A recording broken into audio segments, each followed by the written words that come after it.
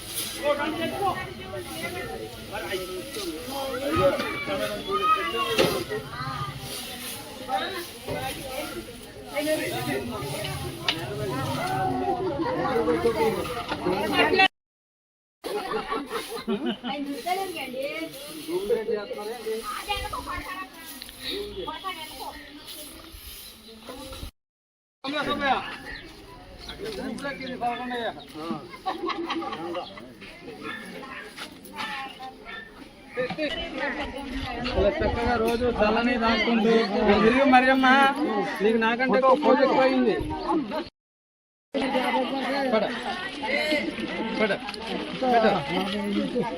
రండి గౌరవ